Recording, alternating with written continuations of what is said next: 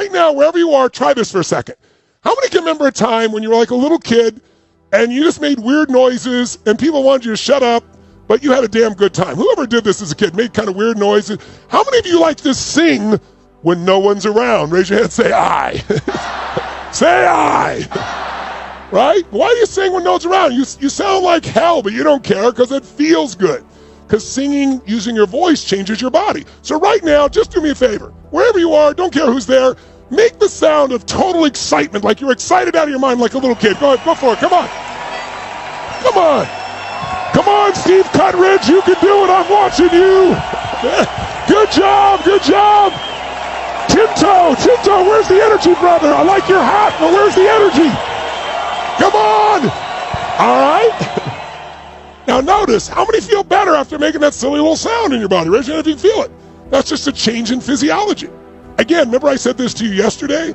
If there was a depressed person behind curtain number 1 over here, and I was going to give you a $100,000 donation to your favorite charity if you could describe their physiology, the way they're using their physical body while they're depressed, I bet you could do it, right? Again, where's their shoulders? Back or rolled forward? Which one? Down. Where's the head? Show me with your own head. Where's the head when they're depressed? Up like this or where? Is the chest, are they breathing full or more shallow? That's right. Are they talking loud and fast or slow and hesitant? You know, because that way of using your body will put you in a shitty state. And here's the problem. Many of us get in the habits of using our body a certain way over and over again, and so we feel those same emotions and we know no way out. But if your identity was, like for example, if your identity is, I'm conservative and I'm quiet, then when somebody's being really outrageous, like, oh my God, I could never do that.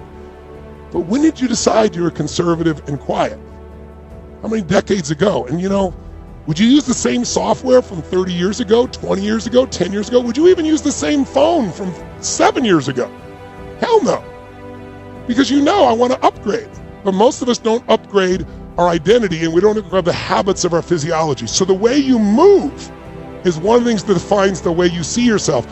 I don't know. I think everyone has greatness. I don't like that separation. I respect it because in sports, I think it's really easy to measure. But sports is one aspect of life. You know, I think everyone has the opportunity to be great. To me, being great is being outstanding, to stand out from all the rest. And as you know, in sports, it can be by, you know, a few microseconds, right? You know, in the Olympics, you know, it could be a nose hair and you stand out. If you stand out, you show other people what's possible. Not everybody likes that. Some people get angry and think you're showing them up. Other people get inspired. I've always been inspired by somebody who's the best in the world at what they do. And so I think greatness is somebody who just will not settle and finds a way to do, be, share, and create in life what they want, as opposed to fitting in. I think most people are trying to not be rejected. I wrote in this book, I took a quote from Aristotle saying, you know, how do you really live your life? Well, if you don't want to upset anybody, it's really simple. Don't do anything, don't say anything, don't be anything, and everybody will like you. You know? But if you want to have a quality life, I think you just have to put yourself on the line. And so to me, greatness is people that put themselves on the line, they keep growing, they won't settle. The number one reason we don't achieve success and we resign ourselves to mediocrity and we get swallowed into failure and discouragement, and it becomes sometimes so deep that we can't see the possibilities that our lives could be. I mean, your life doesn't have to be your current life 30 days from now, but most people can't see that. And the number one reason is this word called grit. Researchers say the number one defining factor of whether we become successful or average is whether we have grit. Grit is the ability to stay true to your vision and not dilute it when you get laughed at. Grit is the ability to try an innovation, experience failure, and to say, I'm going to continue and I'm actually going to learn and use that experience to get me closer on my path to the mountaintop. I used to say that before I had children, I had 8 theories about how to raise children. And now I have 8 children and no theories. All right? But one of the things I know about children is that no one likes being told what to do.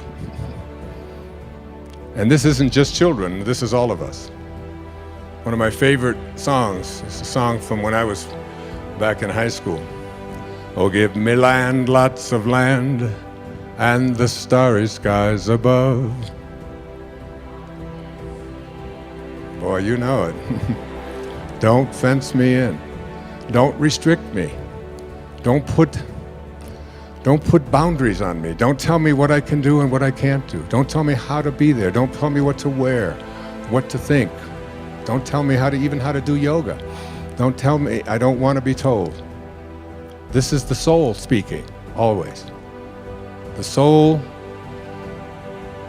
is constantly having a desire to expand and grow. And anything or anyone that comes into your life that attempts to do that, you will find yourself fighting it and reaching back. How many of you have ever thought about opening up a restaurant or starting a small business or having some kind of side hustle? It doesn't have to be a restaurant. Give me a thumbs up or a heart or something if you have a dream of launching something of your own. You're not alone, by the way. In fact, for the first time in history, when the Pew Research Center did this study about the American dream, and I realize we have a huge international audience, but at least in the United States, the American dream used to be, I really dream of owning my own home. Do you know what the American dream is now for the majority of people? It's, I want to own my own business. And so whether you're interested in launching a restaurant or you would love to have a business of any size, shape, or form in any vertical that you can think of, this is a question that you need to pay attention to, okay? Because I know this is also impacting you. I'm terrified to start. I know I have the potential to be really successful, but I just can't get myself to actually do something about it. You know, sometimes when the dream is so big, the fact that it's so big becomes paralyzing because you think about where you are right now and you think, holy cow, that thing that I really want? How do you even start when the dream is so big? So here's what we're gonna do today. We're gonna shrink it down because you know me, I am all about simplicity. I'm all about making sure that the advice works for you because if it doesn't work for you, you're not gonna do it. And I'm all about switching how you think about things. So Diego, first of all, I don't want you to think about opening a restaurant. I don't want you to think about launching that business because that's something that will happen a year from now. What I want you to think about is I want you to shrink your thinking. I want you to think about researching a restaurant. I want you to think about preparing to launch a restaurant. I want you to think about learning about launching a restaurant. Do you see how just saying, I want to learn about launching a restaurant changes how you feel versus I'm launching a restaurant, which feels so big. You're just in a phase where you're learning and researching this idea, which all of a sudden takes all the pressure off, doesn't it? You're not a hero in your own eyes. You're not someone who you respect.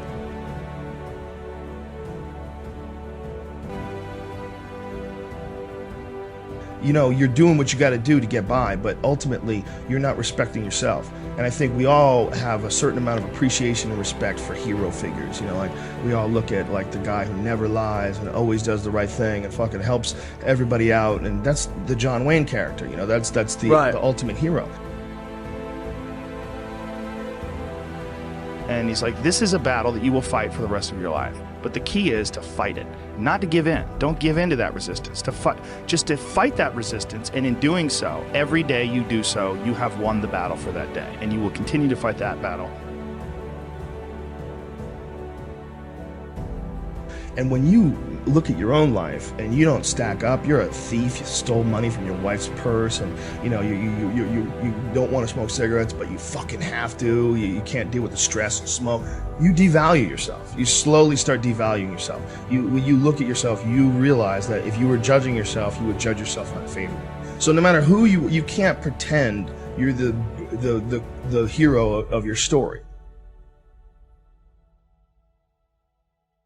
You can be the hero of your own story that woke up today. You can be the hero of your own story that at 40 years of age stopped, got out of bed and said, I'm not doing this anymore.